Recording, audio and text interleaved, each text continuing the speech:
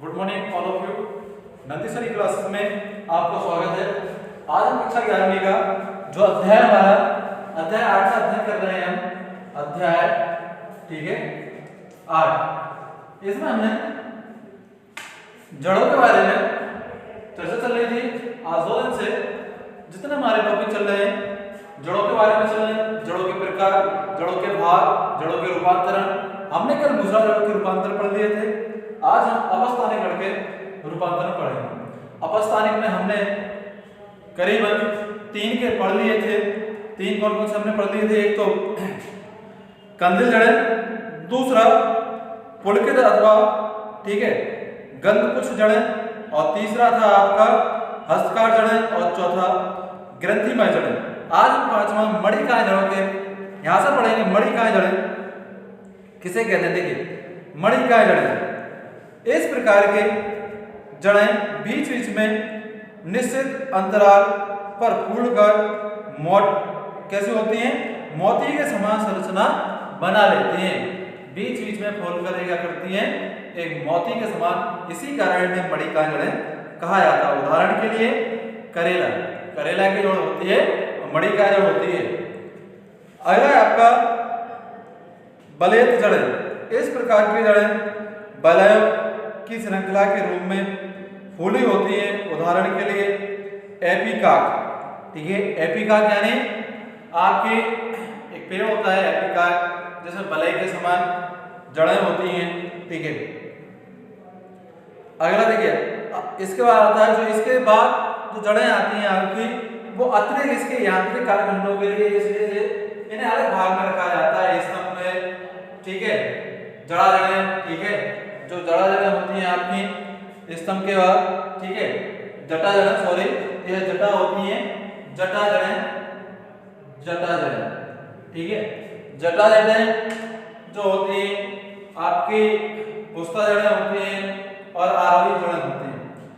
तो सबसे पहले स्तंभ जड़ इस प्रकार की जड़ें जो बाह्य शाखाओं से निकलकर सीधे भूमि में चले जाते हैं, यानी बाहरी शाखाओं से निकलकर, बाह्य यानी बाह्य जो जमीन से बाहर रहते हैं, उन शाखाओं से निकलकर भूमि में चली जाती हैं और पौधे को एक सहारा प्रदान करती हैं। नाम से समझ रहे होंगे, स्तंभ जड़ यानी सहारा प्रदान करना है। एक स्तंभ, खंभा हम कह सकते हैं, ठीक है। तो स्तंभ के समान दृढ़ता प्रदान करती हैं। उदाहरण के लिए बरगद, सबके मन में पहला नाम बरगद ही आया होगा अगर ऐसी बात चल रही है जहाँ स्तंभ वाली जड़ों की। इसके बाद आती है जटा, या इसी को अवध स्तंभ जड़ें भी कहा जाता है, ठीक है। स्टिल लीड भी कहा जाता है, रूट भी कहा जाता है, स्टिल रूट, ठीक है। इसमें देखिए, इस प्रकार की जड़ें मुख्यतः तने की पर्व संधियों से निकलती हैं। तने पर जो पर्व संधियां पाई जाती हैं, जहाँ से कभी कभी शाखाएं निकलती हैं, आपने देखा होगा जो संधियां होती हैं, तो वहां से यह जड़ें निकलती हैं, पर्व संधियों से निकलती हैं। और इस प्रकार की जड़ें मुख्यतः तने की पर्व संधियों से निकलकर तिरछी दिशा में वृद्धि करते हुए भूमि में प्रवेश कर जाती हैं और तने को सहारा प्रदान, सहारा यानी संबल प्रदान करती हैं। सहारा को संबल बोला जाता है, संबल प्रदान, ठीक है, करती हैं। उदाहरण के लिए मक्का, आपने मक्का की जड़ देखी होगी, तने में से ऊपर से निकलती है और नीचे जाके एक चारों तरफ आप देखोगे जाएगी और चारों तरफ उसके एक सहारा प्रदान करने के लिए वो मजबूत हो जाती है। जमीन से बाहर से जड़ें आती हैं, आपने देखा होगा, ठीक है। जिसमें कौन सी आती है? मक्का है, गन्ने में भी इसी प्रकार की होती है, केवड़ा में भी इसी प्रकार की जड़ होती है। पुष्पा जड़ें देखिए, इस प्रकार की जड़ें तने के आधार भाग से निकलकर भूमि के, ठीक है, कुछ ऊपर, ठीक है, तख्ते के रूप में विभिन्न दिशाओं में फैलती हैं और अनियमित रूप से मोटी और चौड़ी हो जाती है और वृक्षों को यांत्रिक बल प्रदान करती हैं। उदाहरण के लिए पीपल, जी क्या करती हैं?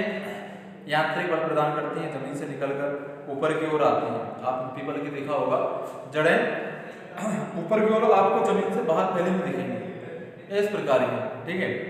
इसके बाद है आपका आरोही जड़।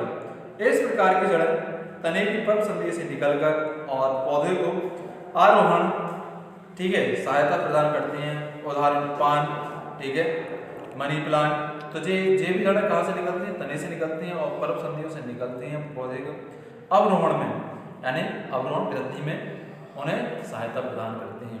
आपने देखा होगा जैसे पानी की बेल है, अब जब कहीं बेल ऊपर चढ़ रही है तो जहाँ पर जाएगी तो वो उसे जकड़ लेगी जिस हिस्से पर चढ़ रही है, या किसी पेड़ पर या दीवार पर, जहाँ उसे एक सहारा प्रदान होगा तो उसमें जो तने से जो जड़ें निकलेंगी वो उस दीवार पर, जैसे मनी प्लांट देखा होगा तो घरों में रहता है अधिकतर, तो दीवार पर चढ़ता है या कहीं हम उसे रख देते हैं तो घर के इस हिस्से से, तो उसमें क्या करता है उसके तने से निकल कर जड़ निकलेंगी दीवार पर अपनी जकड़ बनाते हैं, या कहीं रस्सी बंधी हो तो उस पर चढ़ना प्रारंभ हो जाते हैं, तो इन्हें हम कहते हैं आरोही जड़।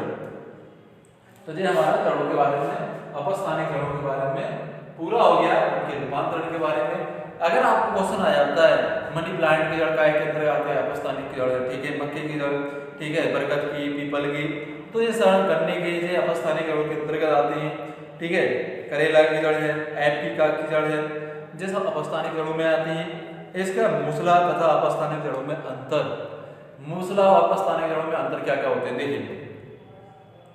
मूसला जड़ अपस्थानिक जड़ में अंतर, यह केवल मूसला जड़ कैसे अंतर में अगर कहा है, जैसे हमने रेशेदार में पढ़ा था मूसला और रेशेदार, ऐसे अपस्थानिक में ये अंतर आप सब पेपर में पूछ ले आते हैं, ठीक है। 4 नंबर का क्वेश्चन आता है मूसला जड़ अपस्थानिक जड़ में अंतर, अपस्थानिक जड़ रेशेदार में अंतर, मूसला जड़ रेशेदार में अंतर, इस टाइप के क्वेश्चन आपसे पूछ ले जाते हैं, या रेशेदार मूसला, ठीक है।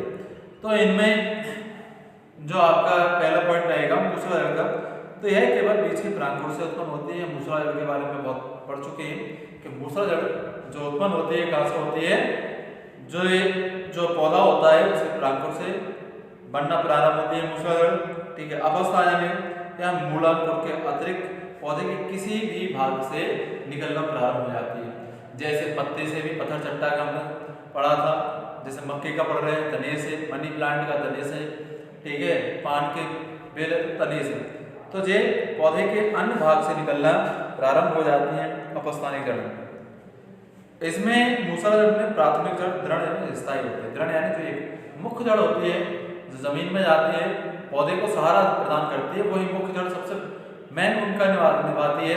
उसके बाद होती है अन्य जड़ें, द्वितीयक या अन्य जड़ें कहा जाता है, ठीक है, पर इसमें प्रमुख जड़ एक ही होती है जिन्हें मुख्य जड़ कहा जाता है। प्राथमिक जड़, ठीक है, अल्प आयु की होती है, किसमें, आपकी अपस्थानिक जड़ में। जो प्राथमिक जड़ें होती है, जो प्राथमिक शुरू में उत्पन्न होती हैं, वो कुछ समय के लिए होती है। तीसरा है इसमें मूसला जड़ में यह भूमि के अंदर गहराई तक वृद्धि करती हैं। मूसला जड़ें क्या करती हैं, भूमि के अंदर गहराई में वृद्धि करती हैं। यदि ये भूमिगत होती हैं तो ये भूमि में गहराई तक ना जाकर ऊपरी सतह हिस्से तक ही फैली रहती है। कौन सी, अपस्थानिक जड़, यह भूमि में ना जाकर भूमि के ऊपरी भाग तक फैले रहती हैं।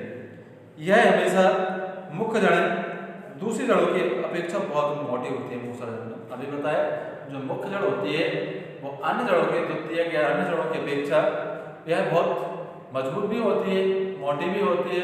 अन्य जड़ों की अपेक्षा यह अत्यधिक मिट्टी में गहराई तक भी यही जाती है, ठीक है। तो मेन इसमें क्या है, अत्यधिक यह मोटी होती है, पर जो अपस्थानिक जड़ें होती हैं यह रेशेदार होती है प्राय। छठवां पॉइंट है जो मूसला जड़ होती है यह प्राथमिक, द्वितीयक, तृतीयक जड़ों में, ठीक है, स्पष्ट विभिन्नता पाई जाती है। इसमें विभिन्न अभाव रहते हैं इनके, यानी सभी प्राथमिक, कोई प्राथमिक जड़ होती ही नहीं है, ठीक है, यानी प्रमुख कोई जड़ नहीं होती, बाकी सब अन्य जड़ों में ही विभक्त रहती हैं। तो हम इसे कहते हैं इस प्रकार की स्पष्ट विभिन्नता का अभाव रहता है किसमें, अपस्थानिक जड़ में। अगला आपका अंदर है रेशेदार जड़, ठीक है। रेशेदार जड़ अगर तीसरा पॉइंट कहा जाए, ठीक है, रेशेदार जड़, ठीक है, और अपस्थानिक जड़ में अंतर, और ठीक है, आपको कौन सा, अपस्थानिक जड़ में, रेशेदार और अपस्थानिक जड़ में अंतर, अपस्थानिक, ठीक है, जड़ों में अंतर। जी क्वेश्चन पूछ लिया जाता है कई बार, अपस्थानिक जड़ या रेशेदार जड़ों में अंतर, तो देखिए इनके अंदर हम समझते हैं, हमने वैसे अपस्थानिक जड़ों के बारे में पढ़ चुके हैं, रेशेदार जड़ों के बारे में पढ़ चुके हैं।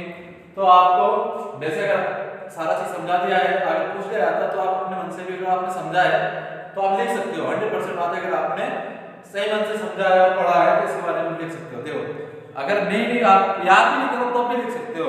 देखिए मुक्ता ये तने के आधार से निकलती है, कौन सी? रेशेदार जड़। रेशेदार जड़ कहां से निकलती है? मुक्ता तने के आधार से निकलेगी। और अपस्थानिक जड़ कहां निकलती है? पौधे के किसी भी भाग से निकल सकती है, ठीक है। यानी यह मूलांकुर के अतिरिक्त पौधे के किसी भी भाग से उत्पन्न हो सकती है, कौन सी? अपस्थानिक जड़। यह जड़ें, ठीक है, भूमिगत होती है, कौन सी?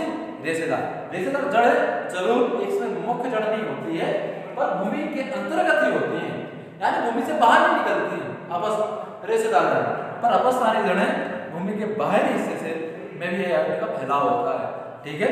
देखिए यह जड़ें जमीन के अंदर अथवा ऊपर हो सकती हैं, ठीक है। अपस्थानिक जड़ें दोनों प्रकार की हो सकती है, भूमि के अंदर और बाहर हो सकती हैं, ठीक है।